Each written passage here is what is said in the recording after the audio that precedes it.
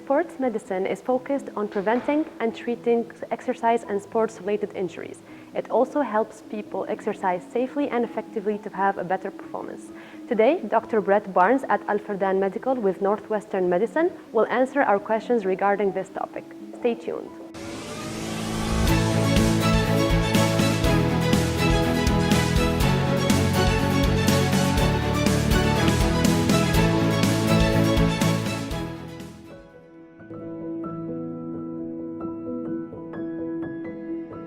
Dr. Brett Barnes, welcome to Ask an Expert. We are very happy to have you here with us today. It's my pleasure.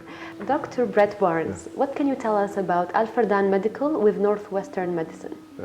We're an outpatient center here in Lucille that's here to provide the best quality of medical care to patients with service excellence. As a partnership between the AlFardan Group and Northwestern Medicine from the United States, we can leverage the strength of both of those teams to be able to focus on the patient and put them first in everything that we do. When is orthopedic surgery necessary? Well, it's necessary when your situation, whether it's pain or limitations, are so severe that it prevents you from leading the life that you love or prevents you from working to your full capacity. Okay. What steps would you suggest if a patient's bone was still weak even after the cast, brace, or splint had been removed? Sure. In that case, good health habits are the strongest thing. But bones are always going to be weaker and muscles are always going to be weaker after a time of immobility, whether it's in a cast or with an illness. So the best way to get there is to go gradually and good healthy habits. So avoiding unhealthy things and building on healthy things. A good diet, good sleep, a good program of exercise that gradually gets you back to your level of activity. Those things can be helped along. A physical therapist can help with the activity. A clinical dietitian can help with nutritional recommendations. Okay. So what are actually the recommendations do you make to aid patients' recovery after surgery? The most important thing is to follow their surgeon's recommendations. Both before and after surgery, most surgeons will give someone a list of instructions of things to avoid and things to do. A physical therapist who's working with you after surgery in coordination with the physician will also give some instructions of exercises to do in the home and not just to do in physical therapy. But those list of do's and don'ts are extremely important. Okay. So what are the causes of elbow pain, for example? Elbow pain can be several. It can be from trauma, from an acute injury, or can be from something that comes on more slowly. The most common cause of elbow pain on the lateral side, or the outside of the elbow, is what we call tennis elbow, or the fancy word is lateral epicondylitis. Those conditions just mean that it's harder for the muscles that help you to stabilize your wrist to do that job when you're lifting something. Lifting mechanics are extremely important with that. So avoiding certain methods of lifting.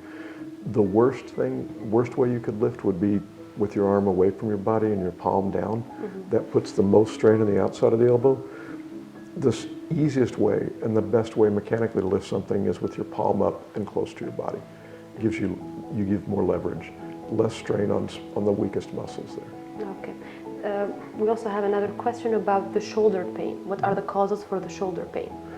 Shoulder pain can be anything as simple as tendonitis or muscle soreness after a workout, or it can be from an acute injury, a sudden tearing either of the muscle or the tendon. The tendons around the shoulder, just like on your sleeve, we call a cuff or a rotator cuff, and they allow your shoulder to rotate in different directions, stay with some extra stability. What happens is that if you injure one of those tendons, it changes your mechanics of how you use your shoulder, and you try to avoid pain whenever possible. When you're in that situation, often a period of rest, followed by a gradual return to activity that's monitored by a physician or a physical therapist is your best option. option. Okay.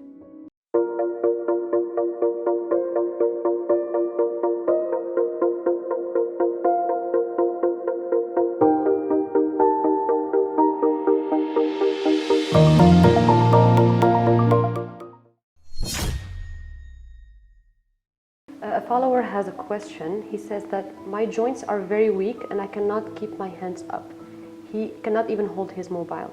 Are there any vitamins that you could prescribe or just recommend? Well, if someone is that weak, that might be a reason to see the physician, whether they're a primary care physician or a specialist. But that degree of weakness is severe.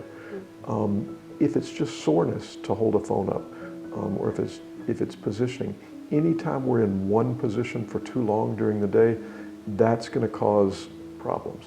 So holding a phone with one hand for a while, then another hand for a while, holding it in a different position, that's better for your neck, better for your head, better for your upper back, certainly better for your arm. But staying in the same position for an extended period of time is going to be uncomfortable, whether for any joint, for any person. Okay. Can regular sports medicine appointments prevent future injuries? Well, a regular evaluation by a sports medicine professional can certainly help. That could be a physician, could be a physical therapist, could be an athletic trainer, could be a personal trainer, but especially for someone who's a professional athlete, those things are extremely important. If you're recovering from an injury, or even if you're starting from scratch and going from couch potato to couch master to fitness master, those transitions, anytime there's a change in your activity, it's always good to check in with your doctor, either your primary doctor or a sports medicine specialist would be a good start. And they can help prescribe you a program that's going to probably keep you from getting injured if you stick to a gradual return to activity. I have one last question. Sure. What causes an ACL injury? An ACL is an abbreviation for the anterior cruciate ligament. It's one of the most important ligaments in your knee. And what it does is it provides you the stability to be able to cut and change directions quickly. So any sport that involves a change of direction immediately, or an explosive move from left to right or back to front, those sorts of things, those sorts of sports are going to be the toughest ones to do without an ACL. So what usually causes that is a sudden deceleration.